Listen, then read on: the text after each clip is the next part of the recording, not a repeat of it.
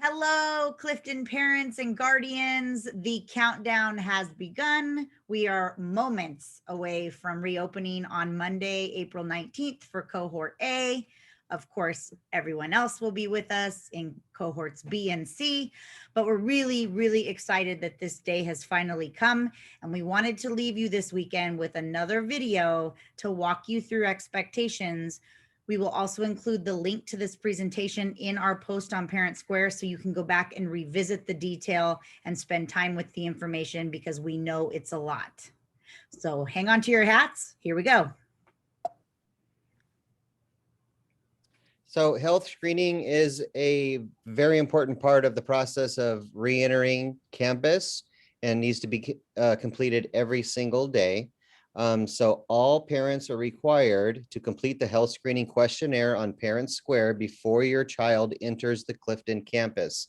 And you can see on the screen there is a picture of the button that you would push on Parent Square in the upper right-hand corner once you're logged into Parent Square to complete that screening. And don't forget that there is a detailed post on Parent Square about how to get to that point for the health questionnaire. So make sure to search for that. Now, because we're opening in hybrid on Monday, absences do change a bit. And it's important to understand that your child does need to be accounted for. And that's where our attendance office comes in, and we've placed the number there for you. So if your child does not come to school on an in-person day, so we're talking now about hybrid students, but instead is going to join the class virtually, you still need to call the attendance office and report the absence. We know they're still present, but they're present in a different way, and we have to account for that for auditing purposes. So please help us with communication, share the information, and we also want to make sure we account for the whereabouts of all of our cubs. Now, I posted something on Parent Square about the travel advisory, and the bottom line is this, and you can read the detail when we give you the link, but please understand if you and your child, or you take your child out of the state or out of the country, there are certain requirements of quarantine upon their return.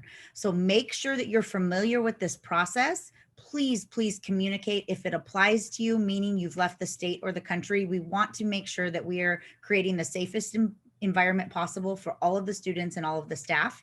And then Mr. Morrison, myself, the nurse, Miss Asia, our district nurse, all of us will be working together to give you the detailed information that you need. Going into quarantine does not mean you lose your seat in the hybrid model. It means the seat is saved. And then when it's safe to return, of course, the quarantine is over. So make sure you're reading the detail to the travel advisory. So wearing a mask every day and all day is very important as far as safety is concerned, and we want our campus to be safe for all of our students and all of our staff. So all students and all staff are required to wear a mask at all times. Masks can only be removed when eating in the designated lunch areas, and we're going to have plenty of supervisory staff out there making sure that students are being socially distanced and safe with taking their masks off during times when they're eating. But please wear a mask every day before entering campus. So sorry, Mr. Morrison, go ahead. Okay, here we go. So drop off and campus entrances. So there are only 2 places where your students can enter when they come in the morning. So you can see the little cars there, which would indicate the parking lot at Clifton. The very top one is a gate near room 22. That is going to be one of the entrances that they can come through. That's on the North Ivy one. Towards the very bottom of the map that you see there on the right-hand side is another entrance near room 15 where students can enter. Staff will be posted there just to verify students had completed the health screening before entering our campus. Now, before we move to the next slide, Mr. Morrison, we did not include Learning Pod entry on this map because we did not want to confuse you parents. We only have a handful of students in our Learning Pod.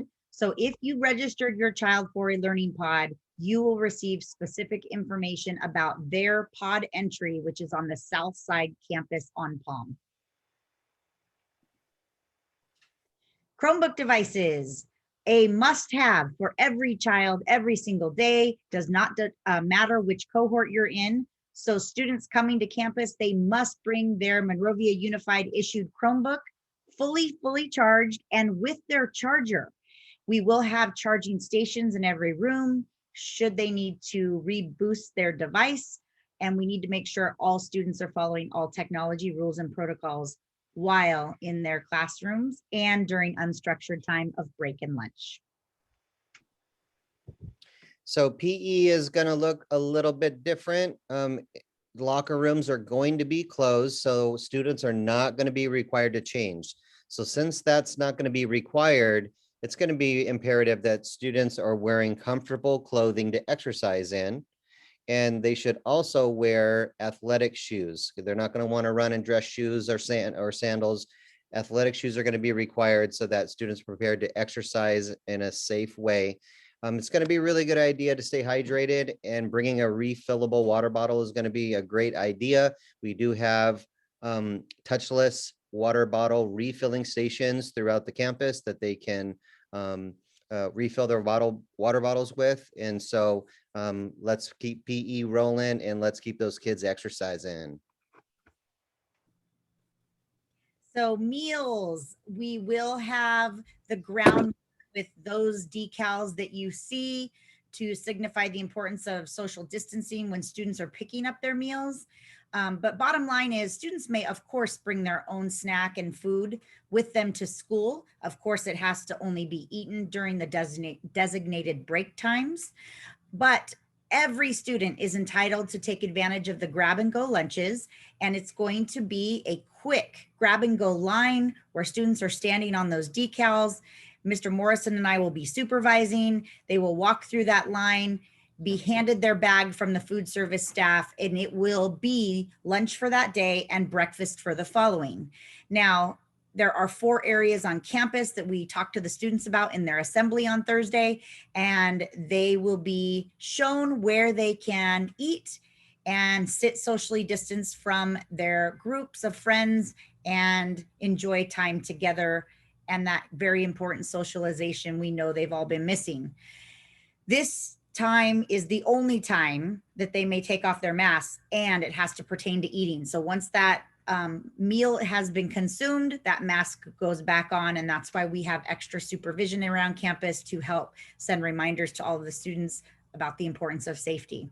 When students dismiss at the end of the day, our amazing food service department will be offering supper outside on Palm Avenue. All students are entitled to grab that bag as well, which will also include a snack, and that happens from 2:30 to 2:45.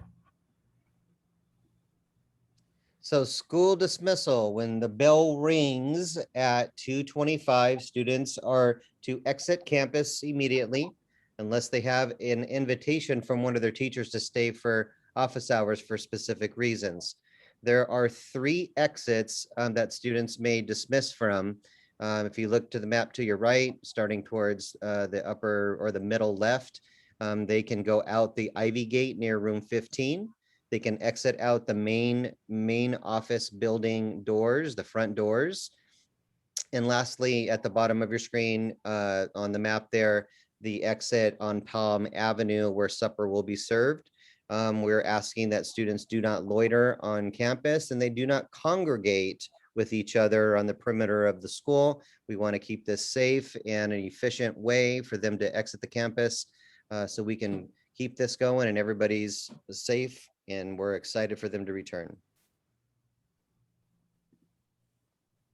Mr. Morrison touched on this a bit, but this is just to make sure we're clear. When that bell rings at 2:25, there is technically a 5-minute passing period, but really it's dismissal for the entire school.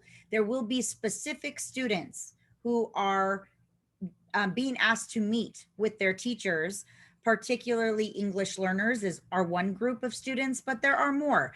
But you as parents will receive communication about that so that you would know that your child is done for the day at 3 p.m. This is not a widespread group of parents, because essentially what teachers are going to be doing is opening up virtual office hours immediately at 2:30 and inviting students into that space for the extra support. Now, we understand that cohort A and B, on the days that they are in person and they're dismissing, they may not get home in time to join that 30-minute office hour window. If they do, they can hop on late. But if they don't, they still have access to the teacher the other 3 days of the week to receive that extra support. And as we get familiar with this bell schedule, we will then be able to make adjustments that we see fit leading up until June 9th. So we will continue to communicate the plans as we see the need to make changes or add anything to that plan. Together, we are Clifton Strong. We're so excited to see your kids. And next week is upon us, everybody. Thank you for being one of our team members, because together we can make this a strong end to our school year, with getting kids back on campus and getting a little bit of normalcy into our lives and our schedules. So just know that we are ready to go and super excited to see your kids next week. So let's do this. See you soon.